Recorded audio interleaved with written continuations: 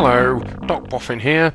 I'm playing combat cards again, this time against my friend Joe. So let's see how we get on. This deck, as you can see, it's a reasonably good draw. I've got two opening cards and a two-turn attack card, so I'm going to get straight into action here. Joe's drawing, which he often does to give himself a large array of cards to play. I'm going to dive straight in and try and get into the lead early on. So there we go, I've managed to do an attack. And I've also blocked Joe's draw. He tried to use Renaissance to switch his cards up, so he obviously hasn't got particularly great cards, so I'm going to keep pressing the advantage and try and get as far ahead as I possibly can here. As you can see, he's on 88 points of health now, and I'm still on 100. In fact, I'm on 105, so this is going quite well for a change. Let's see how it goes going forward. So Joe now knows I have that mid attack, so he blocked mid and stopped me doing any damage. So I need to switch things up here. I probably need to draw, but I'm going to block first because he's probably going to attack, having built up a card there.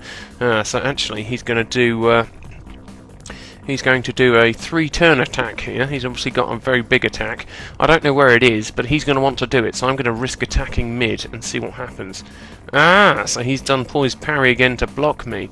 So that was interesting. He built up for a big attack, but then bluffed it, so he's a sneaky one, this. We're going to have to keep an eye on him, I think. So I'm going to need to draw a card now, because I need a different place to attack. He's played poised parry again. This is very intriguing. What does Joe have up his sleeve today?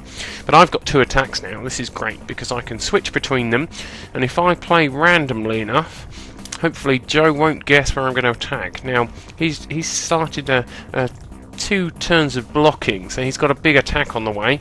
I'm going to play 6 Sumo Slab because he hasn't seen it before, so he's probably not going to expect it.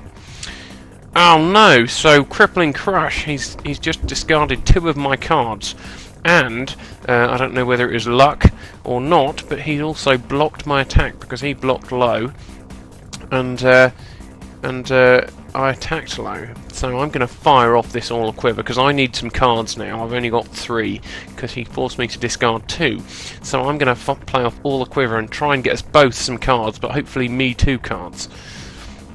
So there we go, Joe drew again, so actually that's pretty good for me. I managed to draw 2, he only draws 1, I've got 2 attacks again, and now we're off. So as you can see, this deck is working quite well in the sense I've got a good balance of kind of attacks and build-up cards. So if Joe forces me to discard again, I should still be okay, and if I'm roughly drawing the same number of block cards and attack cards, oh no, he's blocked me again, then that means I shouldn't end up with either lots of blocks and no way to attack, or lots of attacks but then no way of building the energy up to use them. So let's keep an eye on what Joe's doing here. He's just done an Angelic Feint, so I'm going to peer around his swords. As you can see, it's building up for a big attack again. So I'm going to fire off an attack just because there's a chance that I'll attack in the right place. No, he's got me again. He's got me with 2 discards. And block my attack again, so this is troublesome. As you can see, he's still behind, but he's able to kind of control the game. He's forcing me to discard cards all over the place. He's got that poised parry. So really, I want to attack when he's attacking because that poised parry means that he can block my mid attack. I'm going to try it again because he may be building up to an attack. If he does that discard attack, then that's mid, so he won't be able to block my attack. Right. I'm slightly lucky that time in the sense that I attacked mid and blocked low, and he attacked low. So I kind of got away with I got away fairly lightly with that big attack. But he's drawing closer to me now. He's on 76 and I'm on 82 health, so he's getting closer. But he's just played that poised parry. Unless he plays it again, which will be wasting a turn for him, I should be able to attack mid here. Crunch, right, there we go. So I've managed to attack mid, and he hasn't blocked me. But he's building up to a 3-turn attack here, so I'm going to block low, because I think he's going to use that huge low attack again. No, he's bluffed me. He's a tricky one, this one. He's attacked mid and caused me to discard again. So we're still in the lead here, but again we haven't got many cards. Joe keeps knocking us down and forcing us to play with few cards. Now, we're actually better off than we would be with most decks here, because this is quite a fast deck. We only have 2 turn attacks here. So these discarding tactics, which would normally be pretty devastating, we're kind of getting away with. Now, he's done an angelic feint. I think he's probably going to do that low attack again, which means I'm going to attack low and hopefully avoid getting blocked here. So, crunch, we both attacked each other. I'm still slightly in the lead, but I could do with... Now Joe's attacked, I'm going to take a turn out, try and draw some cards, because I've still only got 3. That doesn't give me many options here. Okay, so I've drawn another draw card there. He has that mid... discard attack, so I'm going to try and just sneak in with a quick high attack and block anything that's happening in the mid area. So crunch, there you go, that's a quick few points for me, that's great. It gets me some health back as well, which is good. We pull slightly further ahead, but now I'm going to block low because I think he might be doing that huge, building up for that huge hit again. So, no, once again we've picked wrong. He's gone with the crippling crush, and now we're down to 2 cards. Now both of these are blocks which allow us to generate energy, but we don't have any cards we can play afterwards, so I'm going to have to sit one out here while Joe builds up. Right, now we've got Red Spire Rip. Now this is quite good. I'm going to block low, but I think Joe's going to build up this turn. Now, he's either going to do his big low attack or his discard medium attack. I'm going to go for my Red Spire Rip, which means I should be able to get an attack in, unless he does the low attack. Oh, crunch, wouldn't you know it, he's gone and used the low attack, so we get blocked and Joe gets in, and now Joe's well and truly in the lead. That leg smash does 24 damage points each time he uses it. Takes 3 turns to wind up, but when he hits with it, it's pretty devastating. Right, he's building up again. We've still only got that 1 hit.